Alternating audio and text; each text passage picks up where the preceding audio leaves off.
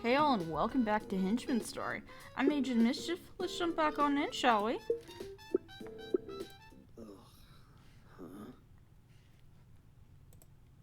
I managed to open my eyes just enough to see my clock. It's an hour before my alarm is set to go off, and some asshole is knocking on my door. Whole hour of precious sacred sleep gone, taken before its time. If I had the energy, I'd go rip whoever it is a new one, but since I don't, I just roll out of bed and waddle wearily towards the door. Yeah, just a second. I throw on a t-shirt on my way there, and when I arrive at the doorway, I slam my fist on the control panel with contempt. I should have expected the beaming smile that greets me. That doesn't stop me from grimacing at the sight. Morning, Stan! Gosh, it sure took you a while to get up. Took a while. Dave, we don't have assembly for like 1,000 years. Why are you even here? Actually, Stan, that's the thing. You don't have assembly today. Here, this was at your door. Dave hands me a small note. I rub the sleep from my eyes as I read it aloud. Henchman number 065. In light of our administrative changes and our integration of the Henchcan program, you are scheduled to receive an in-depth review of your recent performance today. Oof. Good luck with that, buddy. Arrive in room 243B no later than 8:30 a.m. Failure to comply will have dire consequences. Yikes. It seems a little over the top. Wait, if this was just posted here this morning, how did you know to come wake me up? It was his idea. It was you, wasn't it, you little blonde bastard? Oh, I didn't. Mine's not until tomorrow. But I figured there was a slight chance you might have an early review, so I just wanted to make sure you were ready anyway. Better safe than sorry, right? I strangle him.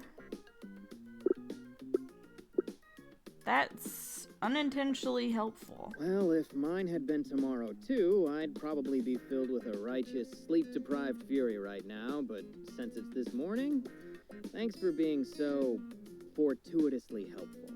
Sure thing. I am pretty fortuitous, huh? I should write that down. That'd be great to bring up in my own review tomorrow. Thanks, buddy. I'm not trying to give you help or pointers, bro. I want you gone. Yeah, glad I could help.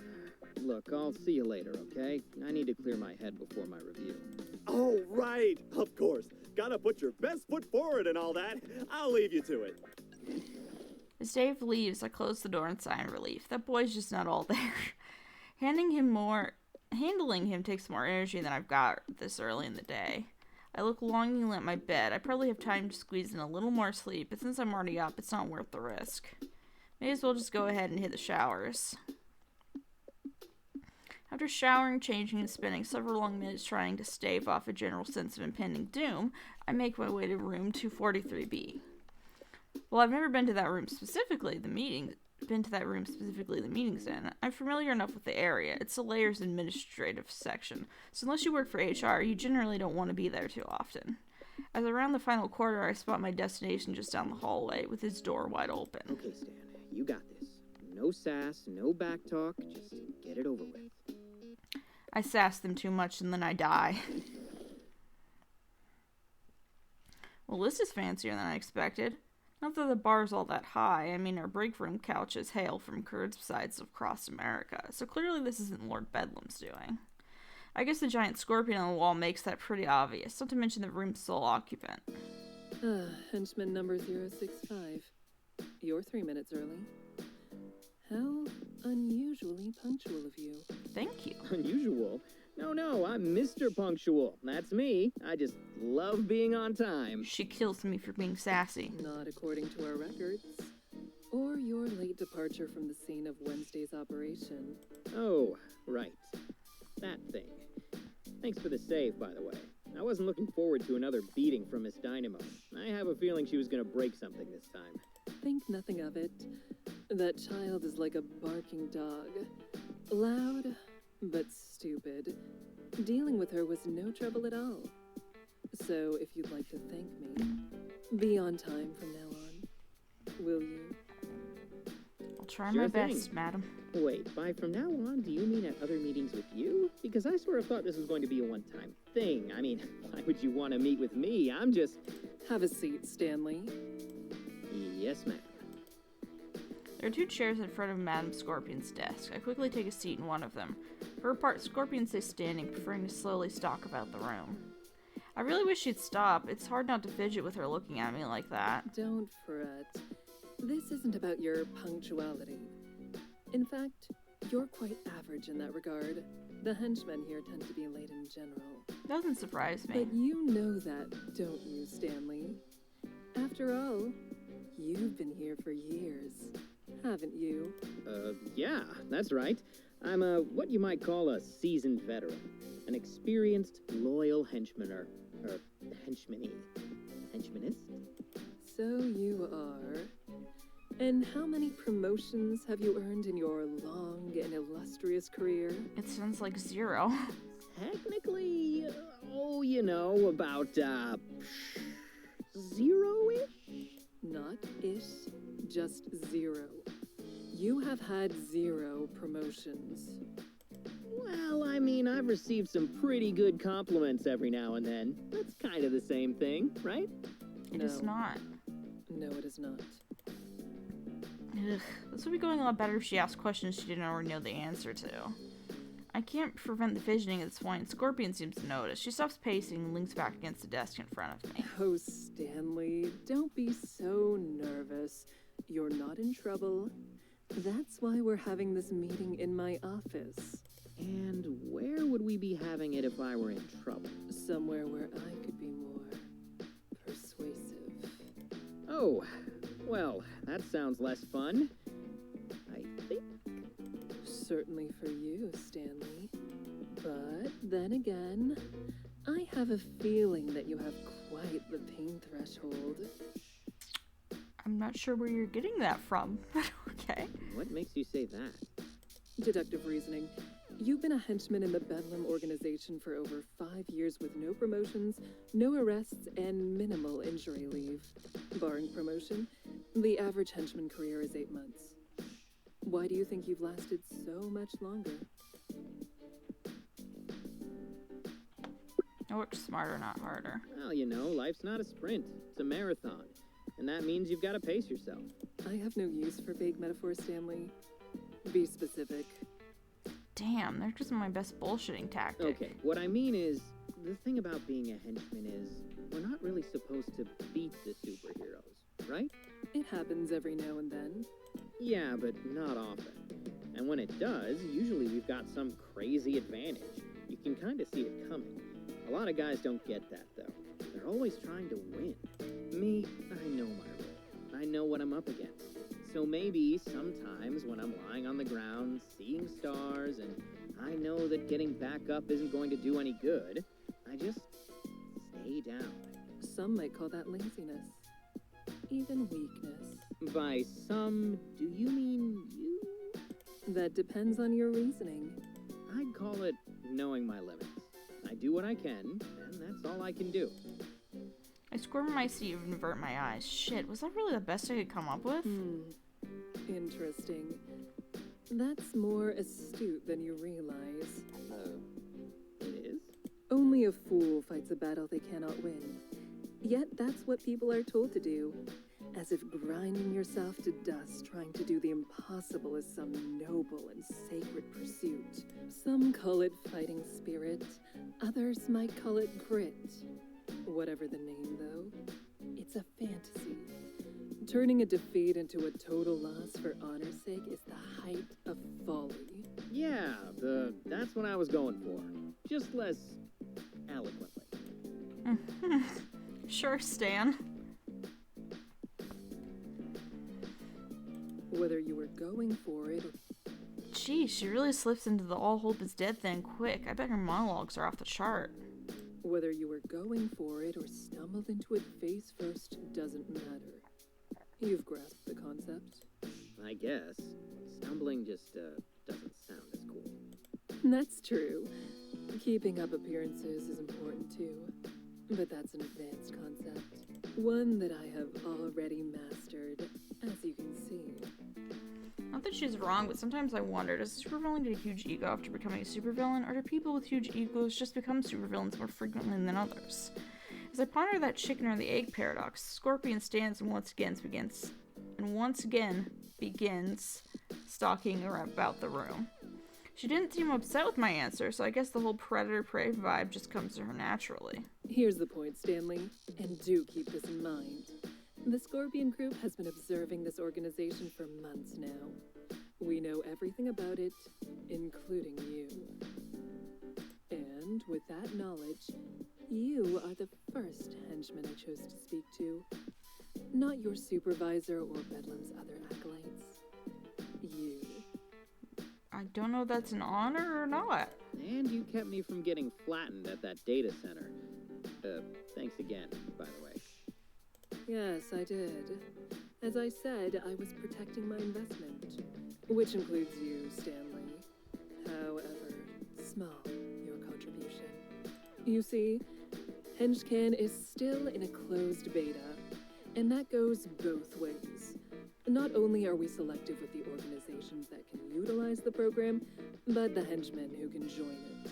To succeed on Henchman, contractors need a certain mindset, a set of patterns and behaviors that will let them thrive and solidify the program's ecosystem. Based on the data, you may have that mindset, Stanley. Really? I'm surprised. But I can't know for sure without reviewing your performance. No offense, in person. Stan, but... So let's return to that subject, shall we? In fact, let's speak of a specific performance. 2 days ago, you were part of an operation. Your squad was left in the rear guard.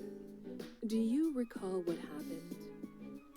A very painful celebrity meet and greet. Yes. Shining Nova is quite the famous superhero, and you two met face to face. Yup. More like face to helmet, but yeah, we got acquainted. Kind of. It's not very satisfying, is it? To meet someone who hides themselves so completely. It's even less satisfying to get tranquilized by them. I imagine. Fighting someone is so much more intimate when you can see their eyes. Their hatred, their fear, their pain. I'm, usually on the opposite end of that last part. That's too bad. Feeling pain is well and good, but you can't really appreciate it until you've given it too. You're really missing out, Stanley. But back to the matter at hand. You were the final member of the rear guard to engage Shining Nova during that operation, and you did so alone, after your colleagues had all rushed in at once or fled. When you put it like that, I sound pretty stupid. You certainly didn't have the odds in your favor. I thought she was going In to say fact, yes, we you took did. an exact calculation of You your did chances sound of very success in that stupid. scenario. They were 600,000 to 1. And now I sound really stupid. The stupidest. If your goal was to succeed. But you weren't trying to succeed, were you, Stanley? Not in the traditional sense. Why don't we review your moment-to-moment decisions during this encounter? Scorpion strides over her desk and presses a few keys on a fancy-looking keyboard that's resting on it, in response to equally fancy holographic display sitting next to it comes to life. The display morphs into a miniature recreation of the research lab raided on Wednesday. It's really exact, too exact to be a recreation. This has to be footage from somewhere. Once it's in place, Scorpion gestures to the footage. So, Stanley, here you are. You were faced with an A-list superhero all by yourself. What did you do? Tried to think on my feet, basically. Look at the display. She's definitely watched it before. It's not like I'm going to tell her anything she doesn't already know. Ugh, this has to be on purpose. Well, I figured that if I didn't move, I was going to get blasted in the face. And everyone attacking at once had just failed pretty horribly. So I just kind of dove for cover. That's sound reasoning. If unconventional for someone of your lowly rank. Unconventional how? Seems like common sense. It sure does, because that's what I would have done. Statistically, of course. Typical henchman reactions to a threat are to flail wildly in some pale imitation of attack or to flee in terror. Every now and then, you may see a few try to avoid a specific attack, but it's rare for such an attempt to succeed. Based on the data, Your actions and their outcome were somewhat remarkable. Explain. I guess that makes sense when you think about it. Most of the heroes you meet have superhuman abilities, and most henchmen don't. So even avoiding a single blow is difficult. So, does this mean I have some kind of enhanced reflexes or something? Oh, goodness no, Stanley. Just look at you. Fucking roasted. Madam Scorpion advances the footage, and I see myself diving desperately for cover. I look a bit like a fish jumping out of water. There's no real coordination. I just kind of flop around. Yeah, I guess I see your point. I should hope so. You land with all the grace of a bag of yams. I think the expression is a sack of potatoes. Does it matter? Are potatoes more graceful than yams? No, I guess they basically have the same amount of grace, as in none whatsoever. And yet, despite your starch-like reflexes, you managed to avoid Shining Nova's blast. Because, fortunately for you, you think faster than either a yam or a potato. I almost remark about what a low bar that is when I suddenly remember that Potato Pope, a supervillain whose henchmen were literally... Until I remember the Potato Pope. Supervillain whose henchmen were literally semi-sentient potatoes. Sadly, quick thinking is sometimes Potato no Pope, match Potato for raw Pope, power. Potato Pope. To illustrate the point, Madam Scorpion lets the footage play once more, showing Shining Nova blowing my makeshift cover to smithereens and slowly advancing on my position. I wouldn't say it's no match. More like half a match. 40%. Maybe a third. I did get a shot in there. A whole shot, you say?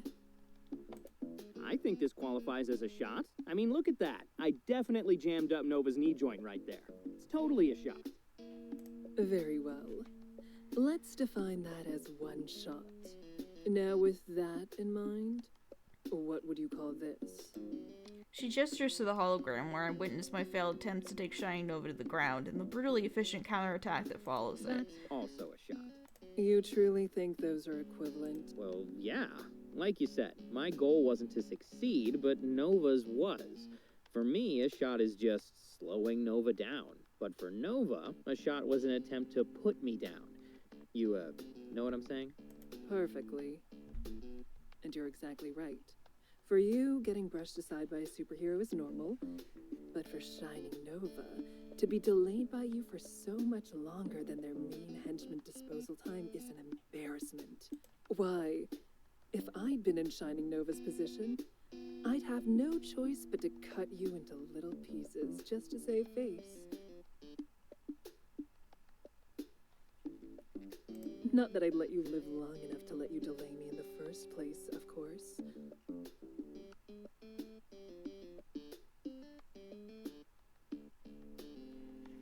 Well, good thing I work for you then, so you never have to think about cutting me to pieces, even large ones. Never say never, Stanley. But let's get back Scary to Wednesday's lady. operation. If you look at the footage right here, you'll notice something interesting. She about frightens where you me a little landed. bit, so I can't What say might I'm that not a little bit be? into her. Even though I know what she's talking about, I look at the footage anyway. I'm pretty close to a door, and the engineers that we took captive aren't far either. Correct. Though you didn't realize that second bit so quickly at the time. In fact, you don't notice until this moment right here. She advances the footage until hologram me turns his head in the direction of the hostages. And then what precisely did you do with this newly acquired knowledge? I threatened them. Sort of. I didn't exactly have a weapon or anything, so I just pretended my communicator was a bomb. An excellent idea. But there was one problem with that plan. Your opponent. Yeah, I guess someone with super sci-fi vision isn't going to confuse a walkie-talkie for a grenade. No, they aren't. That said, I also don't imagine you would have any idea of knowing that at the time. Given your situation, you made the best possible move. You made use of your environment and the weak-willed, faint-hearted tendencies of most superheroes. With a different opponent, you may have forced a standoff. Yet, even as it stands, you still caused a minor delay. See how Shining Nova abruptly halts? There's hesitation there. weakness. More importantly, you showed the kind of attitude needed to succeed in the Henchman program, Stanley. You saw the exposed throat of your enemy, and you pressed your blade against it. Well, I wouldn't say that exactly. It's not like I was using a real bomb. The hostages were never in actual danger. But they didn't know that, did they? For a moment, their fear was real. Your power over them was real. Couldn't you feel it, Stanley? Didn't it taste delicious? Maybe. I can't really say that I've tasted too many emotions. I mean, maybe pain, but I think that's more like blood getting into my mouth and stuff. If you could taste emotions, though, what would they taste like? Would happiness be sweet or savory? Would anger be all hot and spicy? Would sadness be soggy bread? You'll grow accustomed to it, I have no doubt. It's rather addicting, and as you're starting to discover, effective. Now then, I think we've seen enough of this, haven't we?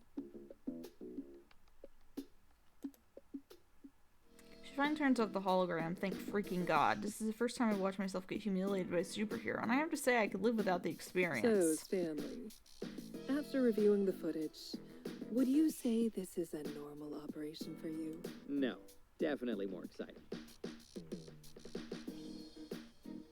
And after our review, would you say that you performed better or worse than your peers in this scenario? Well, better, but... But... And how were you compensated for this operation compared to normal?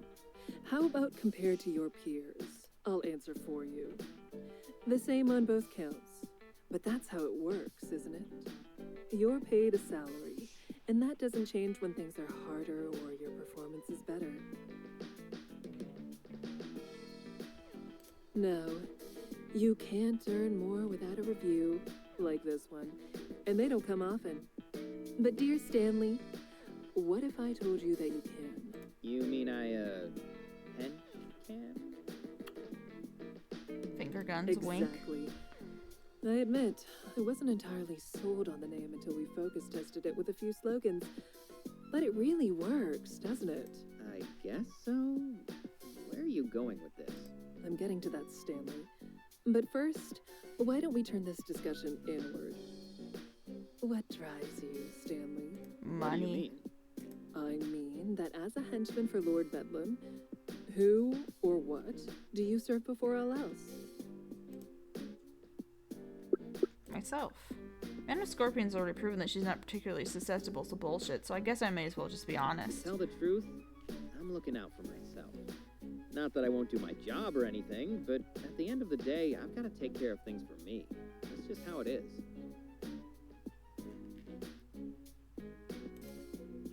I don't get an immediate response. Instead, Scorpion takes a moment to study me as if looking me over for the first time. Jeez, her stare is unnerving. Correct.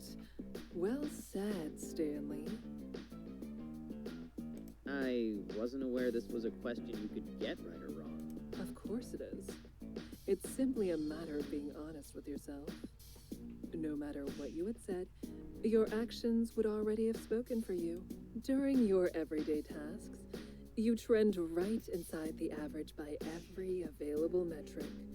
You do not perform better or worse than any of your fellow henchmen. You are perfectly commonplace.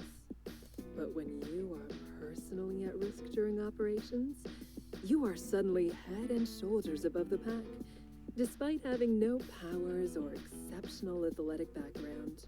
In other words, Stanley, you are performing at the optimal level for your own self-interests.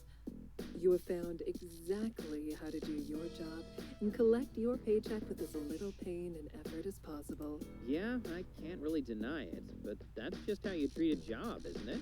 You clock in, you do what you have to do, and you clock out. I suppose many do. But this is something that extends well beyond one's occupation.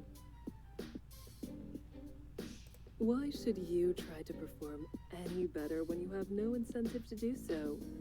Should you throw yourself at superheroes based on the distant dream of a promotion?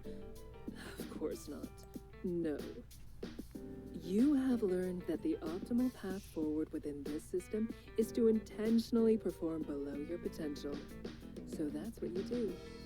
And make no mistake, you have potential, Stanley.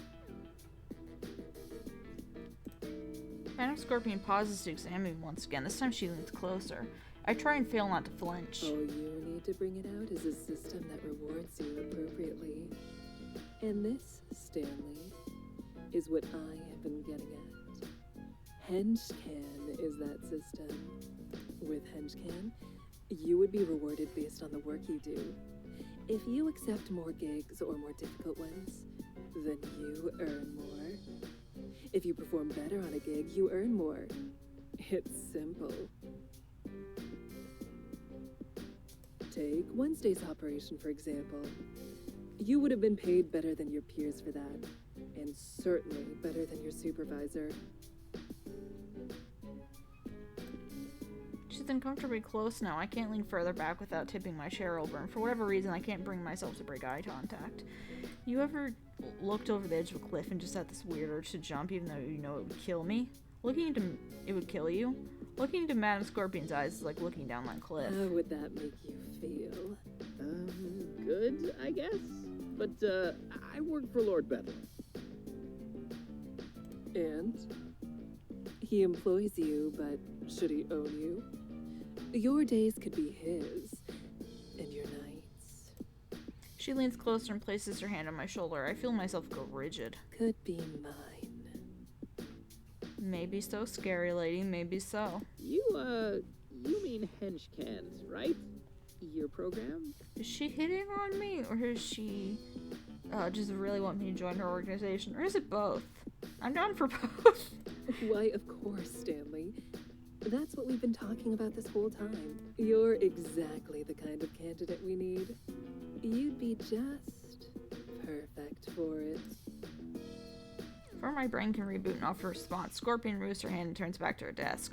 Only now that she's let go do I realize how sore my shoulder feels. And as it happens, I know of a gig tonight that would be an excellent trial run. You should sign up. Sure, why not? Okay, sure. No harm in giving it a shot, right? Actually, that's not right. There could actually be some actual physical harm. Lots of it. Not if you do your job well. That depends on what well means, doesn't it? So it does. But perhaps you should have asked that before committing to it. Probably, yeah. And I should have remembered that tonight is game night. Oh crap, I'm gonna have to cancel again. I have to invite Kate to the party too. Damn it, I might always get myself into these situations. But what am I supposed to do? Say no? That wouldn't go over well, and I don't want to push things any more than I already have. When a supervillain like her makes a suggestion, it's not really a suggestion. So while I hate to reveal that I'm a disappointment to a new acquaintance in record time, staying on Scorpion's good side takes priority, I think. One day Scorpion's murder eyes are going to manifest into actual murder, and I'd rather not be the one she's looking at when that happens. Well, luckily, you can find more information about the gig on the Henchman app. You'll find a QR code on the bulletin boards in the break rooms or at the entrance of the cafeteria. Tonight's gig should be immediately available to you. Take a few hours to collect some more information and think it over. But not too long. You'd hate to disappoint me. I'm sure I would. Yes, No, that wasn't a question. You'd really hate it from the bottom of your heart. I'd make certain of it.